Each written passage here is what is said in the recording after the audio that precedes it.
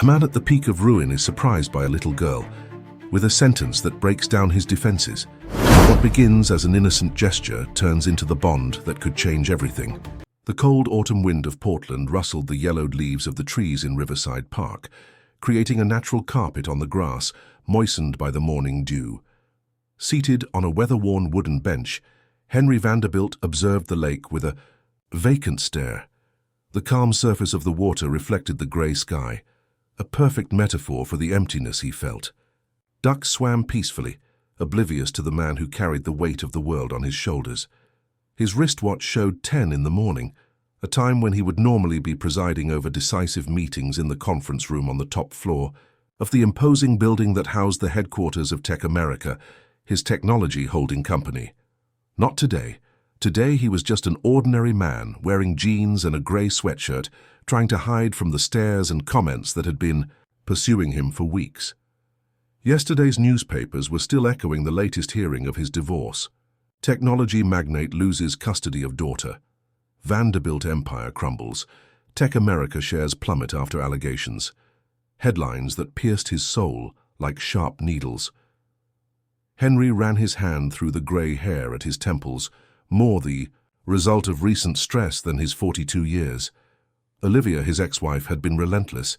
10 years of marriage ended in a judicial war where every word of love from the past had transformed into ammunition to attack him.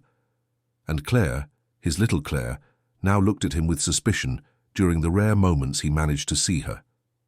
9 years old and already carrying the weight of adult arguments in her eyes. His cell phone vibrated in his pocket for the 10th time that morning. He ignored it. It was probably Roger, his lawyer, insisting that he attend the meeting with the shareholders.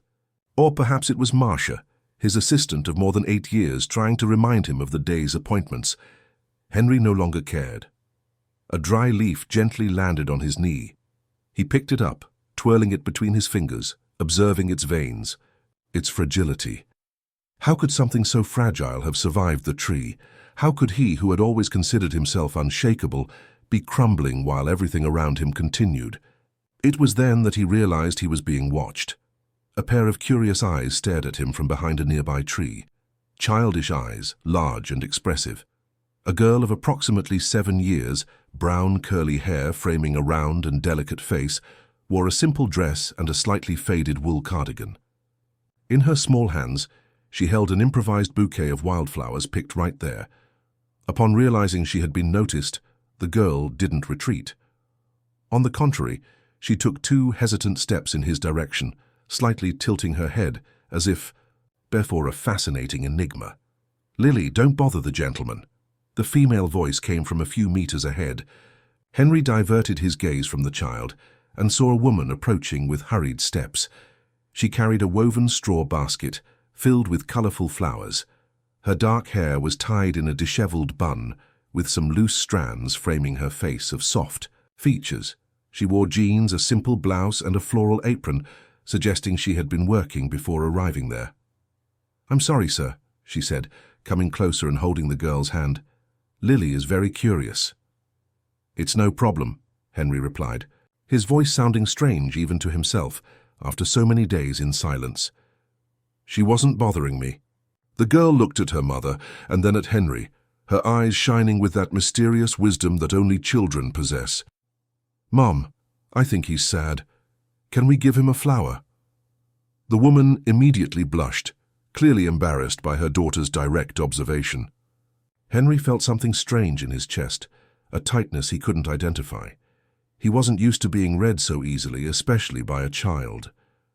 "Lily, we shouldn't," the woman began, but the girl had already freed herself from her hand and was extending a yellow flower to Henry.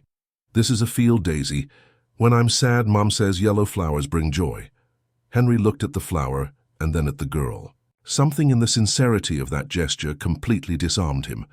Without realizing, he extended his hand and accepted the unexpected gift. "Thank you," he said, his voice thick with emotion. The woman smiled, a shy and genuine smile that Henry hadn't seen directed at him for a long time. It wasn't the calculated smile of executives, nor the forced smile of social event photos. It was just a smile. "Rachel," she introduced herself, extending her free hand.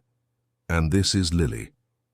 "Henry," he responded, gently shaking her hand, deliberately omitting his last name. For a moment it was good to be just Henry. "Do you come here often?" he asked, surprising himself by his interest. "Almost every day," Rachel replied. "I have a flower shop downtown.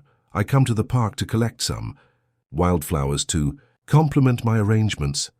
"It's illegal, you know," joked Lily with an air of confidentiality, "but the park lady lets us because Mom always makes a beautiful arrangement for the administration office." Rachel laughed, shaking her head. "Children can't keep secrets." Then, looking at her simple wristwatch, she added, "We need to go. The shop opens in half an hour." Henry nodded, feeling a pang of disappointment at the end of that brief encounter. "Of course. Thank you for the flower." "Will you be here tomorrow?" Lily suddenly asked, to her mother's visible discomfort. Before Rachel could reprimand her daughter, Henry smiled.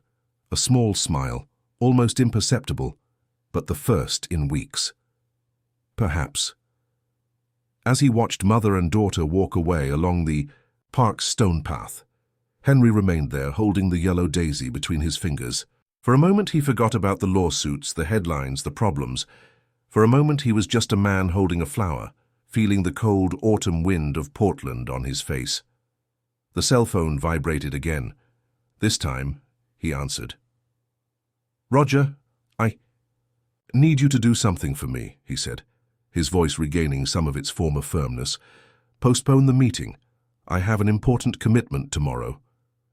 He hung up without waiting for a response and looked at the lake again. The ducks continued their aquatic ballet, indifferent to human turbulence. The surface of the water now reflected not only the sky, but also the small yellow flower that he held against his chest. Something had changed that morning in Riverside Park. A small crack had opened in the wall that Henry had built around himself, and through it, a timid ray of light was beginning to enter. If this story interested you, don't forget to subscribe to our channel and give a like. Tell us which city you're watching us from. We continue. Rachel opened the door of the small flower shop Enchanted Garden in downtown Portland at 9 o'clock sharp, as she did every day. The bell hanging at the entrance tinkled softly, announcing the beginning of another workday. The aroma of fresh flowers filled the cozy environment, decorated with rustic wooden shelves and colorful vases of all sizes. "Lily, don't forget to finish your homework before going to play," Rachel reminded, as she organized the flowers collected. That morning in Riverside Park, the girl was sitting at a small table in the corner of the shop, a place that Rachel had improvised as a small office for her daughter to do school tasks while she worked. The flower shop was small but welcoming, occupying the ground floor of an old building. Upstairs was the apartment where they lived, a practical solution that Rachel had found to reconcile work and motherhood. "Mum, do you think that man will come back to the park tomorrow?" asked Lily, raising her eyes from her math notebook. Rachel hesitated before answering. There was something in that man's look, a mixture of wounded dignity and profound sadness, that intrigued her. He wasn't the type of person she would normally find sitting alone on a park bench on a weekday morning. "I don't know, honey. People have their own lives, their commitments." "He seemed so lonely," commented Lily, with that acute perception that sometimes frightened Rachel. "Like Mr. Oliver when his wife left him." Rachel sighed. Mr. Oliver was an elderly customer who always came to buy the same flowers, white carnations, since his wife had left him to live with an old boyfriend from her youth. Lily's comparison was disturbingly accurate. The doorbell rang again. An elegant woman, approximately 50 years old, entered the shop. She wore an impeccable suit and had perfectly styled grey hair in a bob cut. "Good morning," Rachel greeted with her professional smile. "How can I help you?" "Good morning. I need a special arrangement for a corporate event. Something sophisticated but not ostentatious." While they discussed the details of the arrangement, Rachel noticed that the woman looked with interest at Lily, who was now drawing intently in her notebook. "Your daughter is adorable," commented the customer. "Thank you," replied Rachel with a proud smile. "It must be difficult raising a child alone," continued the woman, in a tone that oscillated between sympathy and invasive curiosity. Rachel felt her body stiffen slightly. She was used to this type of comment, but that didn't make it any less uncomfortable. "We manage well," she responded politely, but with enough firmness to end that line of conversation. The woman seemed to get the message. They finalized the order for the arrangement, which would be delivered the next day at a hotel downtown for a Tech America event. The name of the company sounded vaguely familiar to Rachel, but she couldn't remember from where. After the customer left, the rest of the morning passed normally. Rachel attended to some regular customers, prepared 3 bouquets for delivery, and helped Lily with a particularly difficult math question. Around noon, she left the shop under the care of Paula, her only employee, a biology student who worked part-time, and went upstairs with Lily to prepare lunch. The afternoon brought a surprise. Rachel was finalizing a Lily arrangement when the door of the flower shop opened. To her amazement, it was Henry, the man from the park. He wore casual clothes, but there was something in his posture, in the way he occupied space, that suggested authority. "Hi," he said, seeming a bit out of place among the buckets of flowers. "I hope I'm not bothering you." "Not at all," Rachel replied, trying to disguise her surprise. "How did you find us?" "You mentioned you had a flower shop downtown," he explained with a half-smile. "There aren't that many with the name Enchanted Garden in Portland." Lily, who was arranging some decorative ribbons on a shelf, let out an exclamation of joy upon seeing him. "You came. I knew you would." She ran to him, stopping a few inches away, as if suddenly remembering that she didn't know him that well. Henry smiled, a smile that completely transformed his austere face.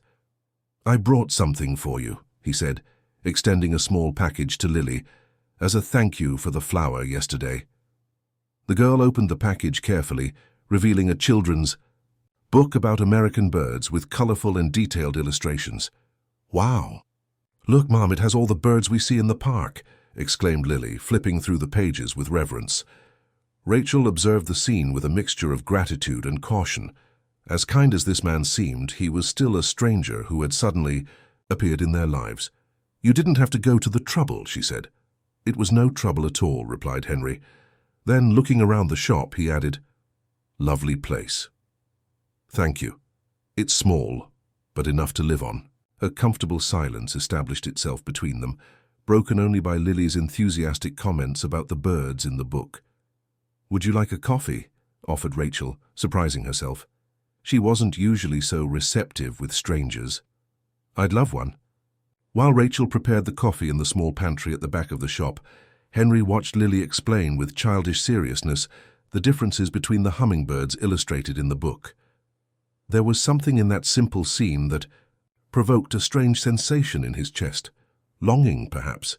Claire was the same age when she started to get interested in books. Now he could barely see her. "Sugar?" asked Rachel, bringing 2 steaming cups. "No, thank you. Black is fine." They sat on 2 small stools by the counter, while Paula attended to a customer who had just entered. "So," began Rachel, "what do you do for a living, Henry?" He hesitated for a moment, considering what to say. The complete truth was out of the question. "I work with technology, consulting mainly." It wasn't exactly a lie, but it was far from revealing who he really was. Henry Vanderbilt, CEO of Tech America, one of the largest technology holdings in the country, whose face regularly graced business and economy magazines. "Interesting," commented Rachel. "Must be a dynamic field." "Sometimes too dynamic," he replied with a slight smile. "And you? Have you always worked with flowers?"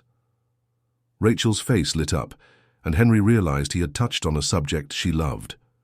"Not always. I studied biology. I even started a master's in botany, but when Lily was born, I had to rethink my priorities. The flower shop came about almost by accident. I started selling arrangements to friends, then to friends of friends, and before I knew it, I had a business." "Impressive," said Henry, genuinely admiring. In his world, businesses were born from meticulous strategic plans, million-dollar investments, and teams of specialists. The simplicity and authenticity of Rachel's enterprise was refreshing. Not really. Compared to the world of technology, this must seem tiny. Size isn't always synonymous with value, he replied thoughtfully. Believe me, managing something small and authentic can be more rewarding than commanding an empire. Rachel studied him for a moment, intrigued by the melancholy in his voice. You speak like someone who knows both sides. Henry just smiled, looking away to Lily, who was now showing the book to Paula. Your daughter is special, he commented, changing the subject. She has a rare sensitivity. Yes, sometimes frighteningly perceptive, agreed Rachel. I think she developed a kind of radar for emotions since we've been alone. Rachel's hesitation didn't go unnoticed by Henry. There was a story there, but he respected her silence in the same way she had respected his. Henry's cell. Phone vibrated in his pocket. He took it out, saw Roger's name on the screen, and returned the device to his pocket without answering. Problems at work? Asked Rachel. Nothing that can't wait, he replied, though he knew it was a lie. The meeting with investors had been rescheduled for that afternoon, and his absence would be noticed and interpreted in the worst possible ways. They finished their coffee, talking about light subjects, Portland's weather, the best seasons for certain flowers, places to visit in the city. It was a simple conversation, without ulterior motives or hidden agendas, something Henry hadn't experienced in years. When he said goodbye, promising to return soon, he felt strangely light, as if he had left part of his problems behind in that small flower shop. On the way back, however, reality awaited him. His driver, who had been waiting discreetly 2 blocks away as instructed, handed him a folder with the latest company reports. The news wasn't good. The shares continued to fall, and now rumors were circulating about a possible hostile takeover, bid from an international conglomerate. But for the first time in weeks, Henry didn't feel paralyzed by the weight of circumstances. Something had changed, and that something had the smell of fresh flowers and the sound of a child's innocent laughter. In the following weeks, Henry found himself dividing his time between 2 completely distinct worlds. During the mornings, he was the businessman, Henry Vanderbilt, fighting to save what remained of his corporate empire. In the afternoons, he transformed into just Henry, the friend of the florist and her daughter, an ordinary man who helped carry buckets of flowers and listened to childish stories about birds and butterflies. That Friday, after a particularly tense meeting with the board of directors, Henry headed to the flower shop with hurried steps. The bell on the door announced his arrival, but the smile he expected to find on Rachel's face was replaced by an expression of concern. Did something happen? He asked, as Rachel finished attending to an elderly customer. We'll talk later, she replied in a low voice, discreetly indicating the back door with her eyes. Henry nodded and headed for the small pantry, where they often had coffee together. For the first time in almost a month, Lily wasn't in the shop. Usually after school, the girl came directly to be with her mother. A few minutes later, Rachel joined him, carrying 2 cups of coffee. Her movements seemed tense, different from the natural grace with which she normally moved among the flowers. Where's Lily? Asked Henry, accepting the cup she offered him. At a friend's house from school. I thought it would be better for her to spend the afternoon there today. Rachel sat down, rubbing her face with her hands in a gesture of fatigue. I received a legal notification this morning. Henry felt a tightness in his chest. What kind of notification? About Lily's custody. Rachel's voice faltered slightly. Her father, who has never shown interest in participating in her life, is suddenly contesting my full custody. Henry's blood froze in his veins. He knew this type of situation well, having gone through something similar with Claire. But something in the timing coincidence deeply disturbed him. When was the last time he had contact with Lily? He asked, trying to keep his voice calm. More than 2 years ago. William was always absent.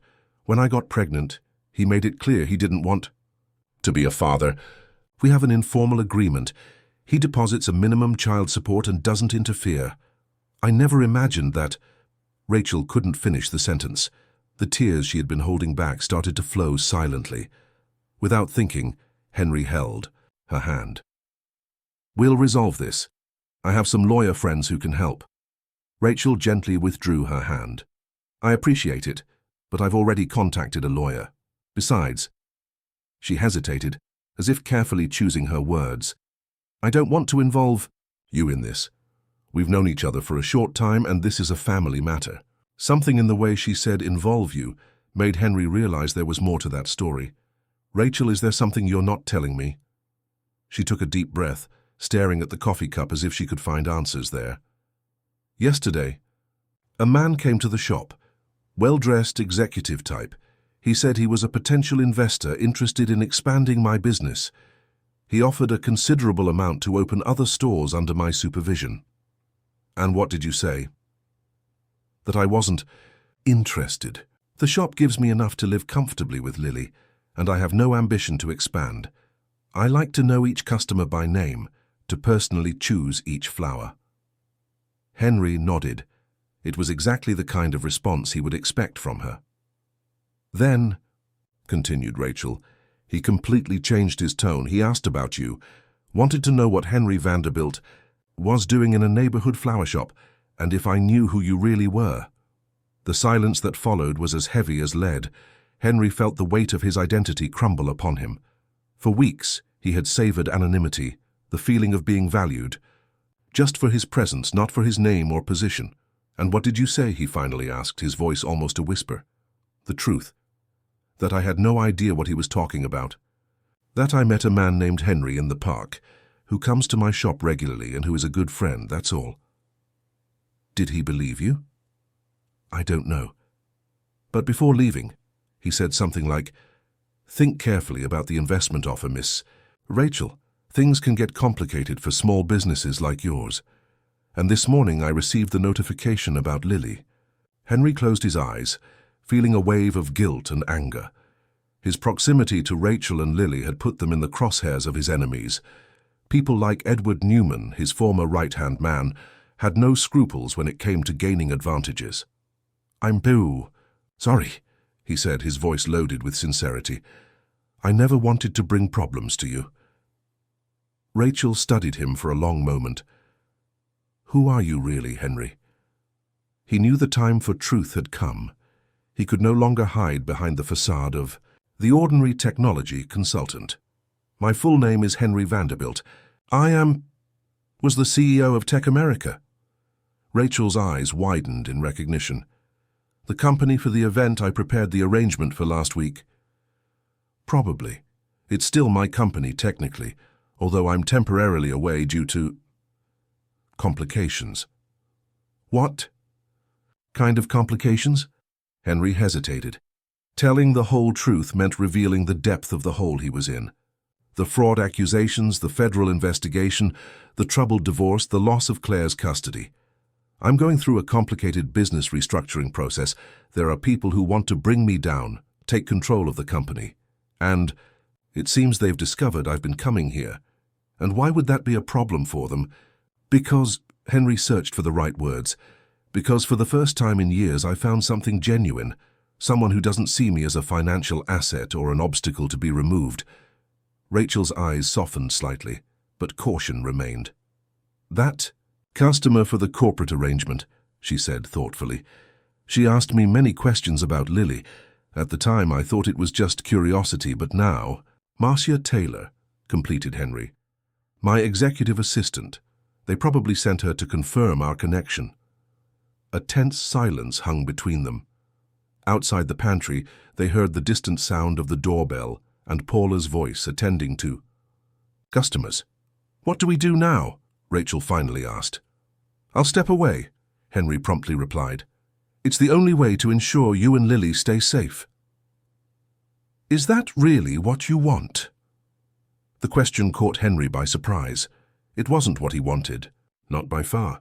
In the last few weeks, the small flower shop had become his refuge, the only place where he could breathe without the crushing weight of his responsibilities. Rachel and Lily had brought light to his life when everything seemed shrouded in shadows. No, he finally admitted, it's not what I want, but it's the right thing to do. Rachel leaned forward, her eyes fixed on his. Henry, I don't know exactly what kind of corporate war you're involved in, and maybe it's better I don't know. But one thing I learned when I decided to raise Lily alone: you don't back down from intimidation. This is different. These people have resources, influence, and what do we have? Flowers? Rachel let out a short but determined laugh. Maybe, but we also have the truth on our side, whatever it may be. Henry couldn't help but smile at her determination. Rachel was stronger than she appeared, a silent strength that didn't come from power or money but from conviction.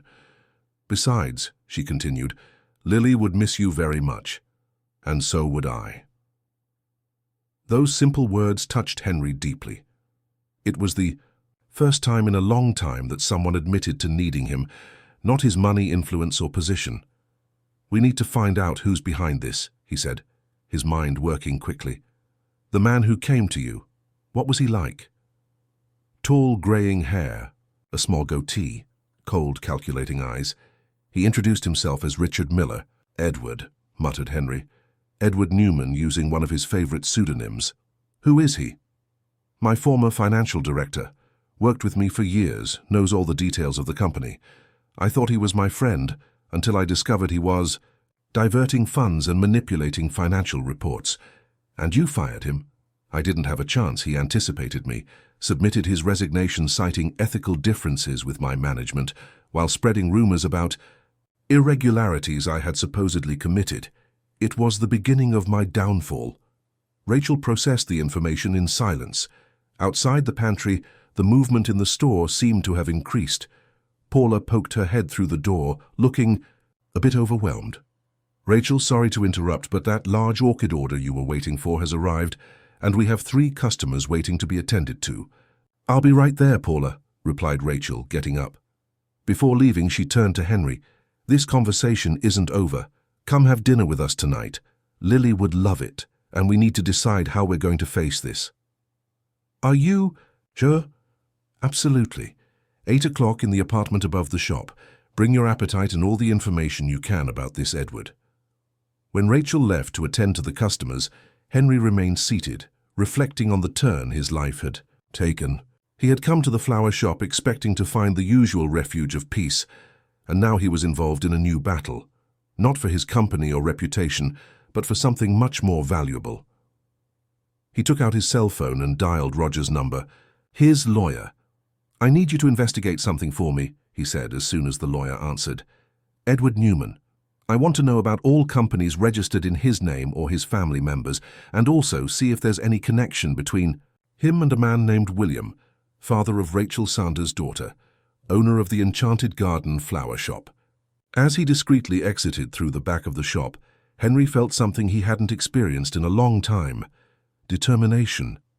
He wouldn't allow Edward to do to Rachel what he had done to him. This time, he was prepared to fight. Not for the corporate empire he had built, but for the small flower shop that had restored meaning to his life. The aroma of home-cooked food filled the small apartment above the flower shop. Rachel moved with dexterity in the compact kitchen, preparing what looked like a lasagna, while Lily meticulously organized the table for 3 people, placing the cutlery in the exact position with adorable concentration. Henry observed the scene from the doorway, feeling simultaneously like an intruder and part of that small world. The apartment was modest but cozy. Decorative plants occupied practically every available corner, transforming the urban space into a green oasis. On the walls, colorful drawings made by Lily shared space with photographs of mother and daughter in various moments: birthdays, park outings, days at the beach. Can I help with anything? He offered, feeling out of place just watching. You can open the wine, replied Rachel, indicating a bottle on the counter. It's nothing sophisticated, but it goes well with lasagna. Henry smiled. In his previous world, sommeliers were consulted for each meal, and wines from rare vintages were served in crystal glasses. There was something profoundly refreshing in the simplicity of that moment. It's perfect for me, he said, as he searched for a bottle opener.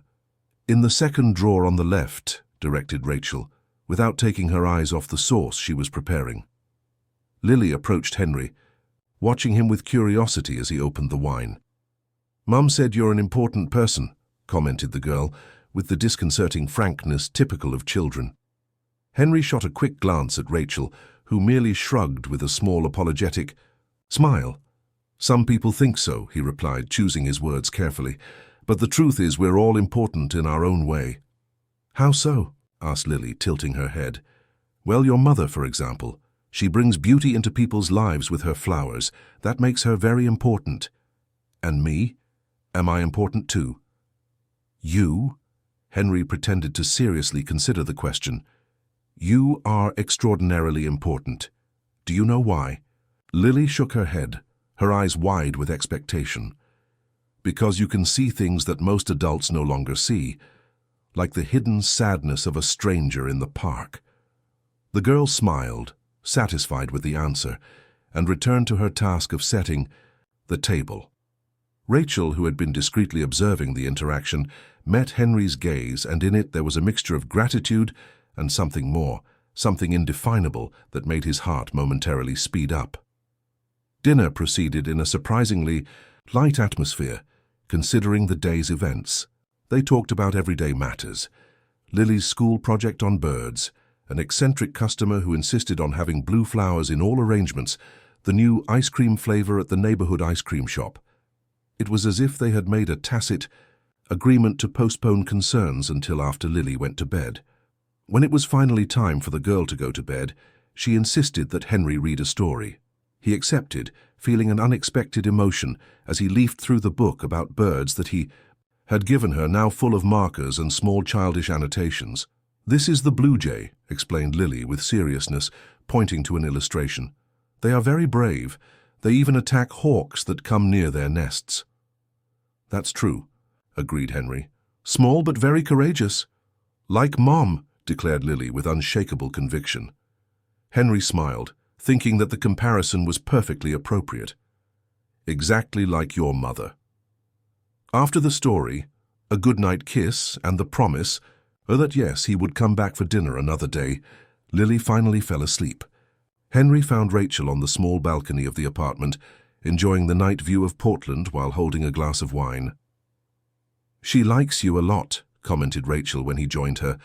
"The feeling is mutual," replied Henry, leaning on the balcony, railing. "She reminds me of my daughter Claire, or at least how Claire was before all this." "You have a daughter?" The surprise was evident in Rachel's voice. Henry realized that in all their conversations he had carefully avoided mentioning his own family. It was as if, upon entering Rachel and Lily's world, he had left his past behind.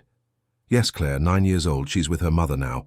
The judge granted full temporary custody to my ex-wife during the divorce process and investigation." "I'm sorry," said Rachel, genuine empathy in her voice. "It must be difficult." "It is," admitted Henry, surprising himself with his own vulnerability. "The worst part isn't the judicial process or even the accusations. It's Claire's look when she sees me, as if I were a stranger, as if I had disappointed her." Rachel covered, his hand with hers, a simple gesture of comfort that said more than words could express. "Roger, my lawyer, called," continued Henry, changing to the subject they had postponed during dinner. "He discovered that Edward, using different corporate identities, recently bought 3 commercial properties on this street." "For what?" "Probably for a real estate development project. This neighborhood is rapidly increasing in value. A luxury shopping center or condominium here would be extremely profitable. And my flower shop would be in the way," concluded Rachel, understanding the situation. "Exactly. When you refused the investment offer, he resorted to other methods to pressure you. Like using Lily's absent father to contest my custody," completed Rachel, her voice hardening, low even for an unscrupulous businessman. "Edward has always been pragmatic in his methods," commented Henry, the bitterness evident in his voice. "But this—" He shook his head, unable to find words to express his indignation. Rachel remained silent for a few moments, looking at the city lights. When she finally spoke, her voice was firm. "I need to tell you something about William, Lily's father." Henry turned his attention to her, noting the tension in her shoulders. "We met at university. I was studying biology. He was in economics. It was an intense romance, but brief. When I got pregnant, he made it clear he wasn't ready to be a father. He offered money to resolve the situation. When I refused, he simply disappeared from my life. She took a sip of wine before continuing. 2 years later, when I already had the flower shop and Lily was a year and a half old, he reappeared. Said he had changed, that he wanted to be part of her life. For a few weeks he seemed sincere, until I discovered he was involved with a group that was planning a major real estate development precisely in this area. He was using his approach to you and Lily to gather information about local businesses, deduced Henry. Exactly. When I confronted him, he didn't even try to deny it.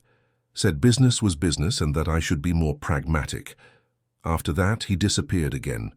He deposits a monthly child support, more to ease his own conscience than out of real concern, for Lily. And now Edward somehow convinced him to reappear and contest custody, completed Henry, the pieces fitting together. Which doesn't make sense. William never showed the slightest interest in being a real father. Maybe it's not to get Lily, but to wear you down emotionally. A custody battle is exhausting, expensive, and emotionally devastating. If you're busy fighting for your daughter, you won't have energy to fight for your business. Rachel closed her eyes for a moment, absorbing the impact of that possibility. Using a child as a pawn in a real estate game, that's despicable, completed Henry, but not surprising knowing Edward. What do we do now? Henry took a deep breath. He had thought a lot about this during the day. I have a proposal, he said, choosing his words carefully. I can buy this building. Rachel looked at him with surprise. What? Not to take over your business, he quickly clarified. On the contrary, if I'm the owner, Edward won't be able to pressure the current owner not to renew your lease or to raise the rent absurdly. Henry, I can't accept this. It's an investment, he interrupted. Purely commercial. You continue paying the same rent. I gain a well-located property in an area that's increasing in value. Everyone wins. Rachel studied him with that penetrating look that seemed to see beyond words. This isn't about real estate investment, is it? It's about protection. Henry couldn't hold her gaze. Maybe, but does that matter? The practical result is the same. It matters to me, she replied softly. Since Lily was born, I promised myself that I would never depend on anyone for our survival, that she would see her mother as a strong and independent woman. And she does, assured Henry. Accepting help doesn't diminish your strength, Rachel. It just shows that you're wise enough to recognize when an alliance is advantageous. A small smile appeared on her lips. Now you're talking like a businessman. Maybe because deep down, I still am one. The silence that followed was comfortable, both lost in thoughts as they contemplated the city lights below. The night was clear, and the stars usually obscured by urban light pollution seemed especially bright. There's something else I need to tell you, Henry finally said. Something about Edward and the investigation against me. Rachel turned to face him, her expression serious. I believe Edward was responsible for significant diversions in the company, diversions for which I'm being investigated now. Do you have proof? Some not enough, but I'm close. My internal audit team found inconsistencies in financial reports of projects directly supervised by him, and this could clear your name. Potentially. If we can prove that he deliberately falsified reports and diverted funds, manipulating data to implicate me, yes, that could change everything. Why are you telling me this? Henry hesitated, aware that he was about to cross a line. Because I need you to understand who we're dealing with. Edward isn't just an aggressive businessman. He's someone capable of destroying lives and careers to achieve his goals. And now, for some reason, he sees you and Lily as pieces in this game. So he sees you caring about us, which makes us targets, completed Rachel, with a sharp perception that didn't surprise Henry. Yes, he admitted, and that puts me in an impossible position. Stepping away to protect you would mean leaving. Are you to your own fate? Staying close puts you in greater danger. Rachel looked at him for a long moment, as if she were making an important decision. You know what Lily told me the other day? That you have sad eyes like the little bird we found with a broken wing in the park. The one we cared for until it was well enough to fly again. The comparison caught Henry off guard, touching him deeply. Children have a frightening perception, he commented, trying to disguise the emotion. Yes, and they're usually right. Rachel put her glass on the railing and turned completely to him. I won't let you face this alone, Henry. Not just because we need each other now, but because... She hesitated as if searching for the right words. Because in a few weeks you've become important to us, to Lily, and to me. Something changed in the air between them. The proximity, the unspoken words, the shared vulnerability, everything. Created an atmosphere charged with possibilities. Henry felt simultaneously exposed and protected, a contradiction that only made sense there, on that balcony, with that extraordinary woman who cultivated flowers and courage with the same dedication. I accept your proposal for the building, Rachel finally said, breaking the moment. But with one condition, which is that it really be an investment. With a contract, clear terms, everything documented, no favors or disguised charity. Henry smiled, admiring her determination. Deal. That night, as he returned to his apartment, downtown, Henry felt strangely invigorated. For the first time since everything began to crumble, he had a purpose that went beyond saving his corporate empire. There were real people depending on him now, not shareholders or executives, but a brave mother and an observant child who, somehow, had become his safe harbor amid the storm. The next day, a new battle would begin. Edward needed to be stopped, not just to save Tech America or clear his own name, but to protect the small flowery world that had become his refuge. And this time Henry wouldn't fight alone. If this story interested you, don't forget to subscribe to our channel and give a like. Tell us which city you're watching us from. We continue. The soft light of early morning filtered through the windows of the conference room on the top floor of the Tech America building. Henry observed the city awakening below, the first rays of sun reflecting off the glass buildings that composed Portland's horizon. It was the first time in almost a month that he officially returned to the company he had built. The whom? Board members are arriving, announced Marcia, his assistant, discreetly entering the room. Everyone confirmed their presence, including Edward. Henry just nodded, keeping his eyes on the urban landscape. In the last few days, a series of events had unfolded at a dizzying pace. The acquisition of the building where Rachel's flower shop operated had been concluded with surprising speed, thanks to Roger's intervention. The preliminary custody hearing for Lily had been postponed when the judge questioned William's sudden change of interest, demanding more documentation to prove his paternal commitment. More importantly, the internal audit team had finally found concrete evidence of Edward's diversions. Falsified documents, forged signatures, shell companies registered in the names of distant relatives, an elaborate scheme that, for years, had drained millions from Tech America, while simultaneously building a trail of false evidence pointing to Henry. "Are you ready?" asked Roger, approaching with a folder of documents. The lawyer looked tired but confident. "More than ever," replied Henry, adjusting his tie. The impeccable suit, the luxury watch on his wrist, the serious countenance, all the elements of Henry Vanderbilt's CEO were back. But something had changed. His eyes, once cold and calculating, now carried a different determination. One by one, the board members arrived. Familiar faces with whom Henry had shared countless meetings over the years. Some greeted him with reserved cordiality, others could barely hide their discomfort. The last weeks had been difficult for everyone. Edward was the last to enter, impeccably, dressed as always, exuding that characteristic confidence that so impressed investors and partners. His eyes met Henry's for a brief moment, a look loaded with challenge and a hint of surprise to see him there, back in his territory. "Henry," he greeted with a formal nod, "I didn't expect to see you today." "Evidently," replied Henry, the tone deliberately neutral. "Please sit down, we have much to discuss."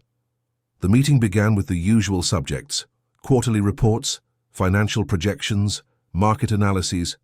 Henry let the directors conduct their presentations without interruptions, carefully observing Edward's reactions, who occasionally glanced in his direction, clearly trying to decipher the reason for his presence. It was only in the second hour of the meeting, when the topic shifted to the internal restructuring that Edward had implemented during Henry's absence, that the atmosphere in the room began to change. "Before we continue," interrupted Henry, calmly rising, "I'd like to present some documents that recently came to my attention." Roger distributed sealed folders to each board member. Edward received his with an impassive expression, but Henry noticed the slight tremor in his hands. "What you're seeing," continued Henry, as the board members opened the folders, "is evidence of a systematic misappropriation of Tech America resources over the past 5 years. Inflated contracts, shell companies, investment diversions, all documented and verified by 3 independent audit teams." Murmurs traversed the room as the documents were examined. Edward remained impassive, leafing through the papers with apparent disinterest. "Fascinating fiction, Henry," he finally commented, closing the folder. "But I'm afraid you're wasting the board's precious time with these distractions." "They're not distractions, Edward. They're evidence. Evidence that has already been forwarded to the FBI and the Justice Department." A heavy silence fell over the room. The glances alternated between Henry and Edward, like spectators at a particularly tense tennis match. "This is absurd," declared Edward, standing up. "Clearly a desperate attempt to divert attention from your own irregularities. I think everyone here is aware of the ongoing investigation into your activities, Henry." "They are," agreed Henry tranquilly. "And they'll be even more interested to know that this investigation was initiated based on documents provided by you. Documents that, as we've demonstrated in these folders, were meticulously falsified." Edward maintained his composure, but a muscle pulsed in his temple. "This is defamation. My lawyers—" "Your lawyers will be too busy defending you on other fronts," interrupted Henry.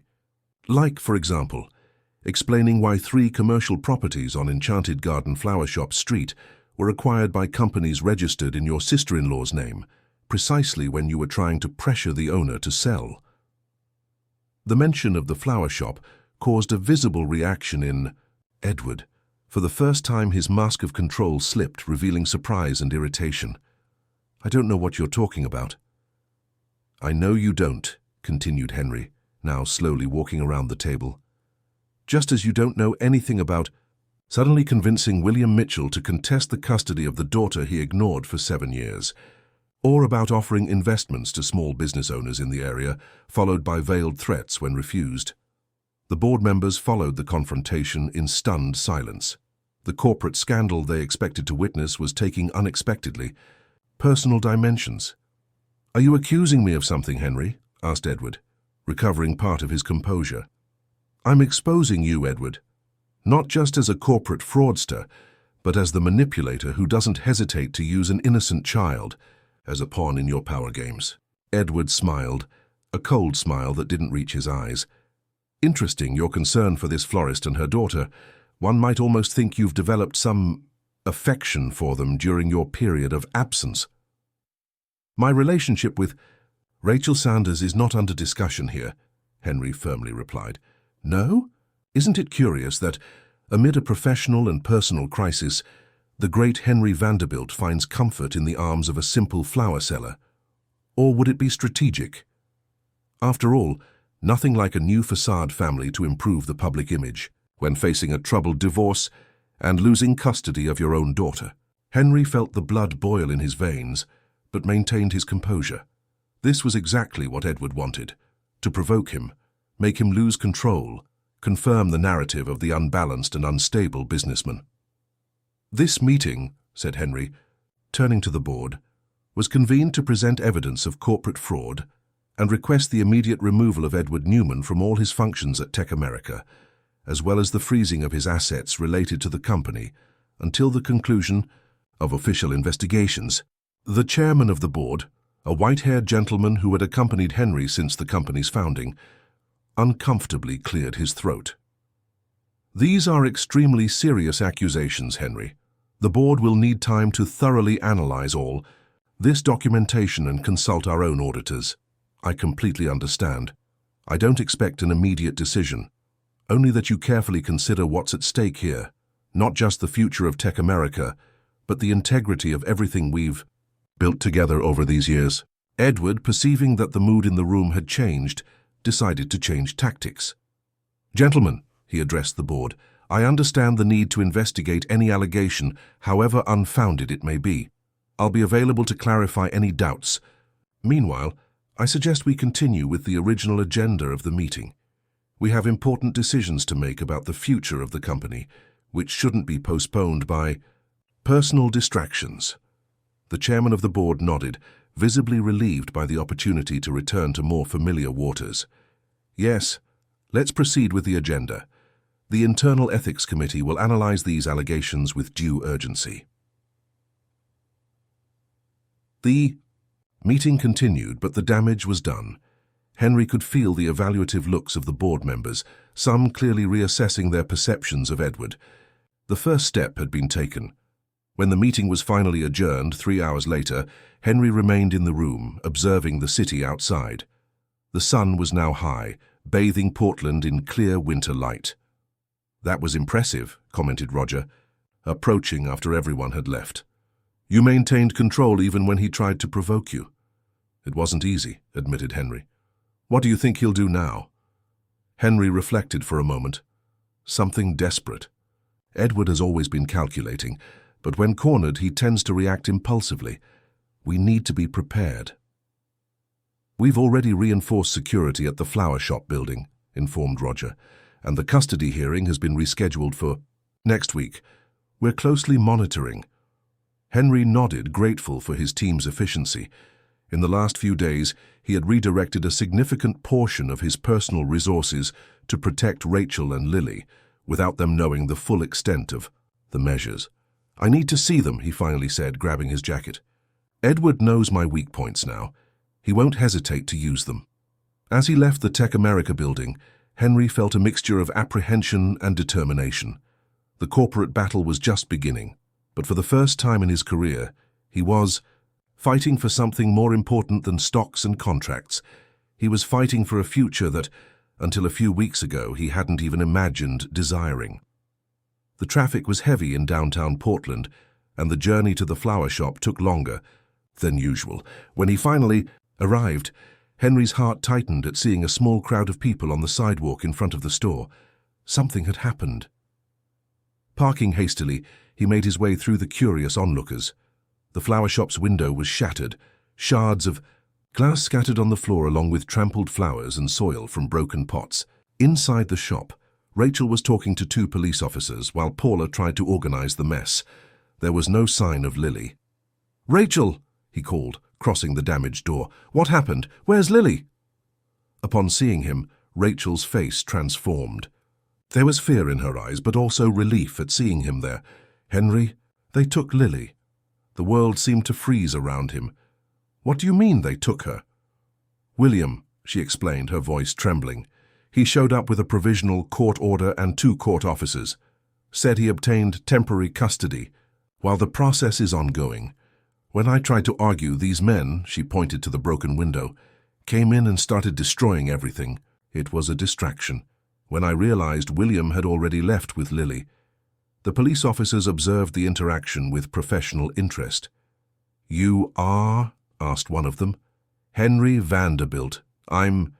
He hesitated, looking at Rachel. "He's my partner," she completed firmly, surprising him. The officer nodded, making notes. "According to Ms. Sanders, the child was legally removed by the father with a court order, although the timing suspiciously coincides with the vandalism. We're investigating if there's a connection, but without direct evidence." "There is a connection," affirmed Henry, his voice controlled despite the fury he felt. "And we can prove it." Turning to Rachel, he asked, "The security camera we installed last week. It's working," she confirmed. "It should have recorded everything." In the following minutes, Henry showed the police the images captured by the discrete camera installed above the flower shop door. The recordings clearly showed William arriving with the court officers and minutes later, 3 men entering and deliberately vandalizing the shop. One of them, before breaking the window, looked directly at the camera, a face that Henry immediately recognized as one of Edward's personal security guards. "We need to locate my daughter immediately," Rachel declared to the police officers, who now seemed much more interested in the case. William has never shown the slightest interest in her. We don't know what his true intentions are.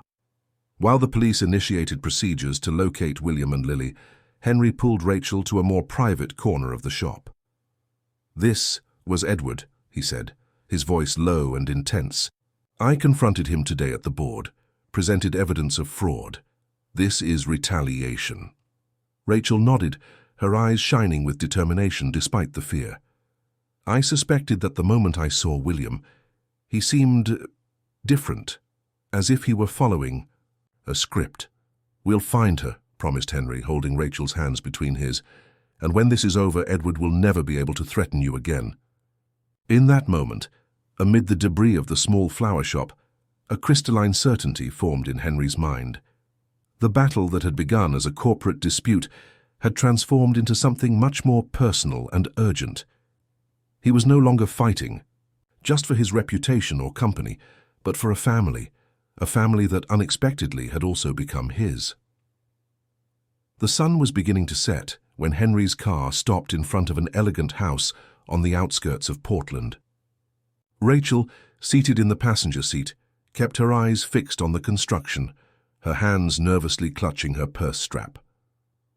"Is this where William is with Lily?" she asked, her voice tense. "According to the information we obtained, yes," replied Henry. "This house belongs to the Garcia family, minority partners in various ventures of Edward's." The last 24 hours had been a whirlwind of emotions and frantic actions. The police initially had shown hesitation to intervene in a case that involved an apparently legitimate court order. It took the intervention of Henry's lawyers to discover that the order presented by William contained serious inconsistencies, including the signature of a judge who was on medical leave on the date of the document. "How will we proceed?" asked Rachel, trying to maintain calm. Her determined posture impressed Henry, who deeply admired the strength of that woman who cultivated flowers with the same dedication with which she fought for her daughter. "I have a plan," he replied, observing the movement in the house. "But I need you to completely trust me." Rachel turned to face him. In the last few days, she had seen many facets of Henry Vanderbilt, the powerful businessman, the broken man on the park bench, the kind friend who read stories to her daughter. Now she saw a new version, the determined strategist with a gleam of intensity in his eyes that conveyed absolute conviction. "I trust you," she said simply. Henry smiled, lightly squeezing her hand before picking up the phone. "Roger, we're in position. Initiate the operation." 15 minutes later, several cars stopped in front of the residence. From the first, 2 police officers and a woman in a suit emerged, whom Rachel recognized as Dr. Beatrice, the lawyer Henry had hired to represent her in the custody case. From the other vehicles, reporters with cameras and microphones descended, representatives of the main communication outlets of Portland. "The press?" questioned Rachel, surprised. "Edward lives on appearances," explained Henry. "What he fears most is public scandal. William is here as his pawn, and he won't react well under pressure." The small group approached the entrance, with Henry and Rachel following them at a safe distance. When the doorbell rang, the curtains of the front window moved slightly. Long minutes passed until the door finally opened. A man of approximately 35 years, dark hair and tense expression, appeared at the doorway. Rachel felt a chill as she recognized William, Lily's father, whom she hadn't seen personally in years. "What does this mean?" he asked, trying to sound indignant despite his evident nervousness. "Mr. William Mitchell," formally asked one of the police officers, "we have a judicial warrant to verify the well-being of the minor Lily Sanders Mitchell, who, according to information, would be under your custody at this moment." "I have a court order giving me the right to custody," protested William, though he made no mention of showing any document. "The document that you previously presented is being investigated for suspicion of forgery," intervened Dr. Beatrice, advancing a step. "This warrant," she raised a paper, "issued 2 hours ago by the judge of the juvenile court, authorizes the immediate verification of the child's conditions." The reporters, strategically positioned, recorded every word, every reaction.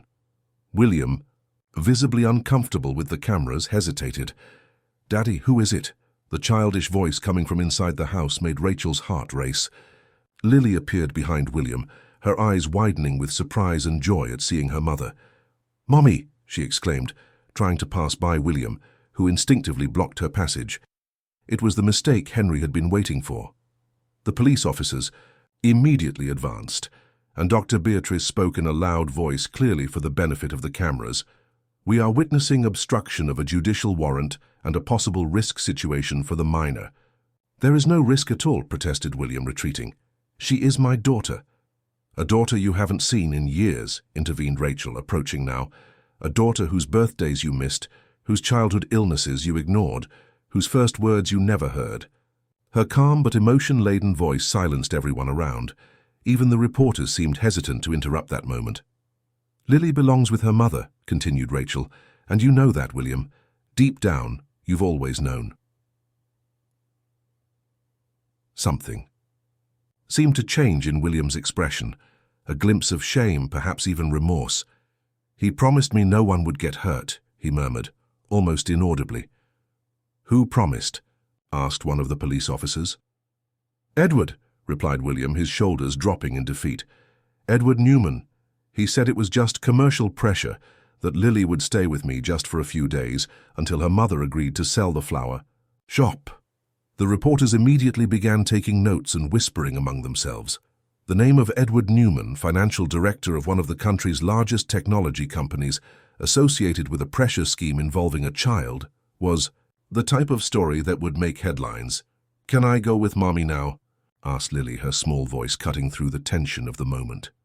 William looked at his daughter, then at Rachel, and finally at the cameras around. With a deep sigh, he stepped away from the door. "Yes, you can go." Lily ran into Rachel's arms, who hugged her tightly, silent tears flowing down her face. Henry observed the scene a few steps away, a mixture of relief and deep emotion on his countenance. The legal procedures that followed were surprisingly quick. William, perhaps, moved by a sudden attack of conscience, or more likely by the fear of legal implications, collaborated fully. He signed a formal declaration renouncing any custody claim and admitting to having acted under Edward Newman's influence. When they finally left the residence, Lily was sleeping peacefully in her mother's arms, exhausted by the stress of the last few days. In the car on the way home, Rachel looked at Henry, who was driving in silence. "How did you know it would work, that William would yield so easily?" Henry reflected for a moment before answering. "I didn't know for certain, but I learned something important in the last few weeks. People like Edward build their strategies based on the worst in people: greed, fear, insecurity. They rarely consider the possibility of decency or remorse. And you bet that William still had a vestige of decency? I bet that, confronted with the real consequences of his actions, seeing Lily, seeing you, he would remember that there are things more important than money or corporate favors." Rachel smiled, looking at her sleeping daughter. "A risky bet." "Worth every second of tension," replied Henry, his gaze softening as he met hers in the rearview mirror. When they arrived at the flower shop, they found a surprise. The place they had left destroyed was completely transformed. The broken window had been replaced, the interior reorganized, and new flower pots filled the empty spaces. Paula, the employee, was finishing sweeping the floor, along with two other people Rachel didn't recognize. "What is this?" she asked, amazed, as Henry carried the sleeping Lily inside. "I thought we would need a welcoming place to bring Lily back to," he explained with a shy smile. "I called Paula while we were on our way to William's house." "But how did they manage to do all this so quickly?" Paula approached, smiling. "You'd be surprised at how many people show up when we need help. Customers, neighbors, even the owner of the bakery on the corner came to lend a hand." While Henry took Lily to the apartment above the shop, Rachel remained on the ground floor, absorbing the transformation of the space. Each flower, each repositioned vase, each restored detail spoke of care and consideration. It was as if the universe was sending a message. For each act of destruction, there would always be a possibility of reconstruction. Later, after Lily was comfortably installed in her own bed, Rachel and Henry sat on the small balcony of the apartment, sharing a bottle of wine in contemplative silence. "What happens now?" she finally asked. "With Edward, with your company, with us?" Henry took a sip of wine before answering, organizing his thoughts. "Edward is officially removed from Tech America. The board met in an extraordinary session this morning, after the first news about his involvement with William began to circulate. The evidence I presented, along with William's testimony, was enough to initiate a formal process." "And your reputation?" "In the process of restoration," he replied with a small smile. "The federal investigation has been redirected. It will still take time until everything is completely clarified, but the main evidence of fraud now correctly points to Edward, not me." Rachel nodded, absorbing the information. "And Claire, your daughter?" Henry's expression softened. "I spoke with her today, for the first time in weeks. Olivia, my ex-wife, was impressed with the turn of events. She agreed to re-evaluate the visitation terms. Claire will spend next weekend with me. I'm happy for you," said Rachel sincerely. She knew how deeply the separation from his daughter had hurt Henry. A comfortable silence established itself between them, filled only by the night sounds of the city and the occasional clinking of wine glasses. "You didn't completely answer my question," observed Rachel after a few moments. "What happens with us?" Henry turned to face her, his gaze intense even in the dimness of the balcony. "What do you want to happen?" Rachel smiled, appreciating the way he returned the question, giving her the power to define the next steps. "I want us to continue building what we started, without pressure, without predefined expectations, just living each day, seeing where it takes us. Even knowing who I am, the world I carry with me. I met you as a sad man on a park bench, Henry. Not a CEO or technology magnate, and it was that man I fell in love with, the rest are just circumstances." The word love hung between them, a silent admission that both felt, but that neither had verbalized until then. "I have something for you," Henry suddenly said, getting up to fetch a folder he had left on the living room table.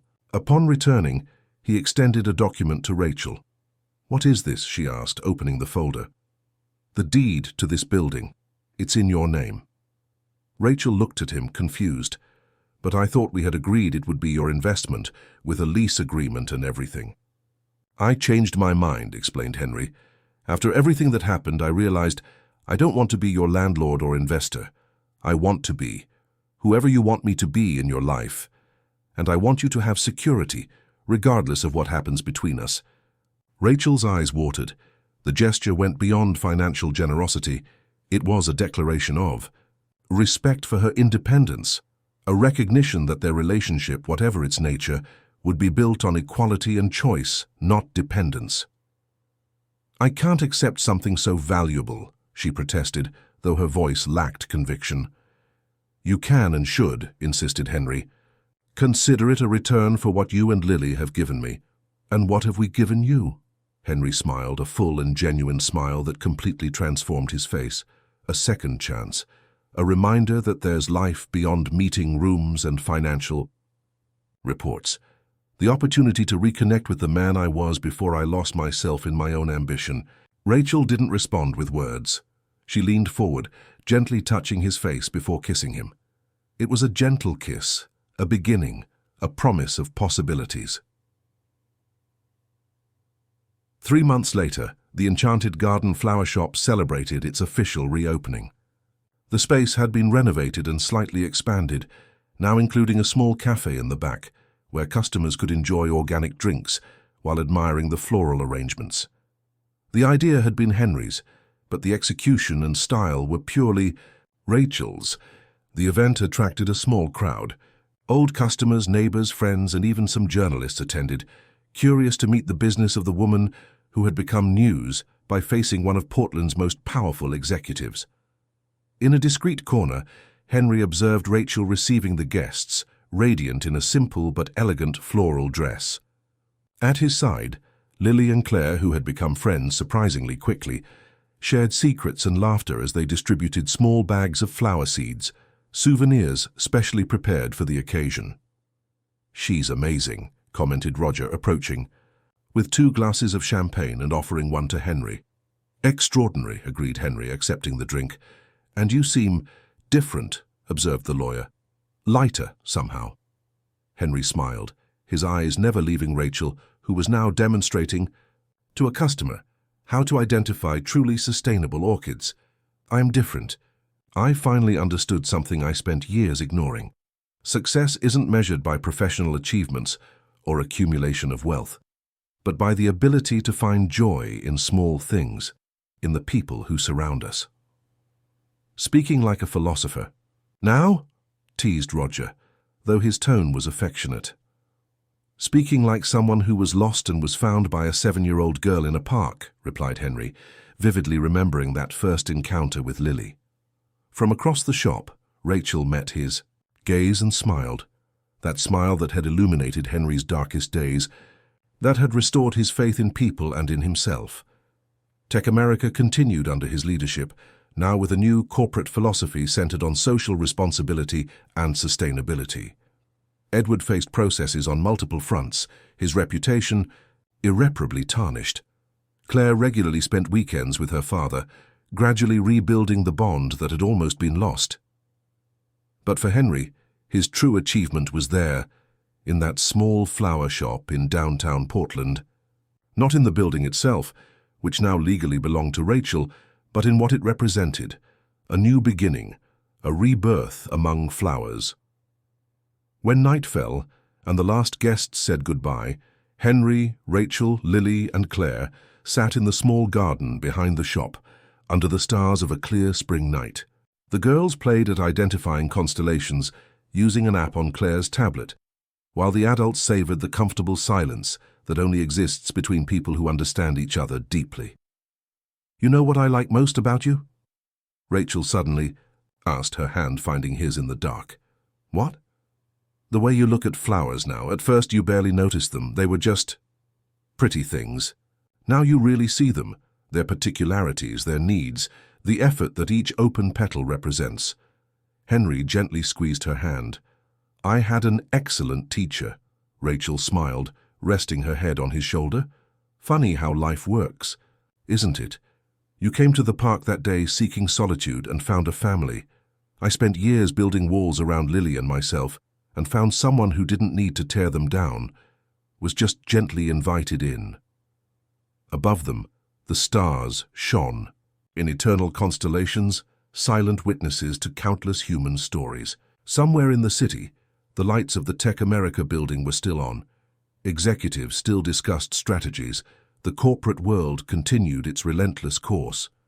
But there, in that small garden, among the scent of night flowers and the sound of the girls' laughter, Henry Vanderbilt had found something that billions couldn't buy, a place to call home, not defined by walls or deeds, but by the hearts that dwelled there.